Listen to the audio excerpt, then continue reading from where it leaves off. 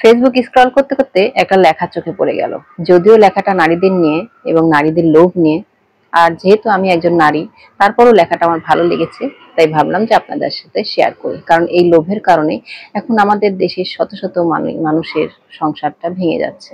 নারী, আপনার অতিরিক্ত লোভই কি আপনার শরীরকে পণ্য বানিয়ে তুলেছে?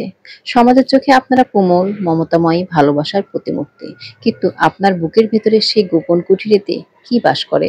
সেখানে কি ভালোবাসা আর মমতার পাশাপাশি এক অতৃপ্ত ক্ষুধার্ত রাক্ষসী বাস করে না? যে রাক্ষসীর খিদে কখনোই মেটে না, আর সেই রাক্ষসীর নাম হলো লোভ। আপনার স্বামী বা সঙ্গী আপনাকে ভালোবাসে, সে তার সাধ্য সবটুকু দিয়ে আপনার সব চাহিদা পূরণ করার চেষ্টা করে। সে আপনাকে সম্মান দেয়, সময় দেয়, নিরাপত্তা দেয়, আর আপনার জীবনটা হয়তো অনেকের কাছে স্বপ্নের মতো হয়ে থাকে, কিন্তু আপনার মন ভরে না, কারণ আপনার চোখ নিজের প্লেটের দিকে নয়, অন্যর প্লেটের দিকে। ফেসবুক আর ইনস্টাগ্রামের অন্যর বিলাসবহুল জীবনযাত্রা, বান্ধবীর নতুন ডায়মন্ডের নেকলেস, প্রতিবেশীর নতুন মডেলের গাড়ি, এই সবকিছুই আপনার ভেতরে অতৃপ্তির আগুনের ঘি ঢালতে থাকে। আপনার মনে হয় আমার যা আছে তা যথেষ্ট নয়, আর আমার আরো চাই, আরো চাই, আরো চাই।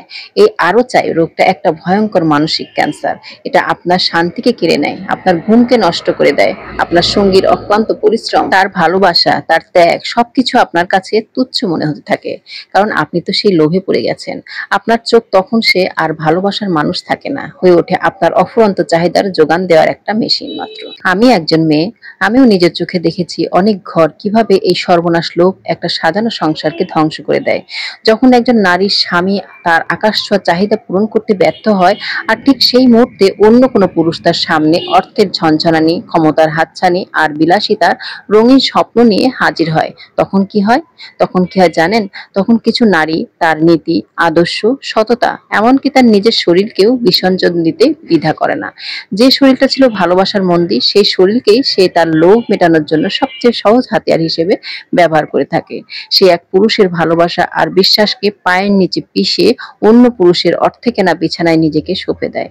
সে ভাবে সে খুব চালাক, সে ভালোবাসা আর বিলাসিতা দুটোই ভোগ করছে, কিন্তু সে আসলে নিজের আত্মাকেই একটু একটু করে বিক্রি করে দিচ্ছে। এই ধরনের নারীরা ভুলে যায় টাকা দিয়ে দামি অলংকার কেনা যায়, সম্মান নয়। টাকা দিয়ে বিলাসবহুল জীবন কেনা যায়, কিন্তু মানসিক শান্তি কেনা যায় না। যখন সেই অর্থদাতা পুরুষটি তাকে ব্যবহার করার পর ছুঁড়ে ফেলে দেয়, তখন সে না পায় সম্মান, না পায় ভালোবাসা। তার জন্য পড়ে থাকে শুধু একরাশ অনুশোচনা আর একাকিত্ব। যে নারী অল্পে তুষ্ট থাকতে জানে, সে তার সঙ্গীর পাশে থেকে শূন্য থেকে শিখরে যাওয়ার স্বপ্নও দেখতে থাকে, সেই প্রকৃত নারী। আর যে নারী অন্যের তৈরি প্রাসাদের লোভে নিজের কুঁড়ে ঘরের রাজ্যকে ছেড়ে যায়, তার ভাগ্য দাসী হওয়া ছাড়া আর কিছুই লেখা থাকে না। তাই সব নারীর উদ্দেশ্যই বলবো, লোভ নয়, নিজের যতটুকু আছে ততটুকু নিয়েই সন্তান পরিবার নিয়ে বেঁচে থাকুন। ইনশাল্লাহ ভাঙা ঘরও আপনার স্বর্গ মনে হবে।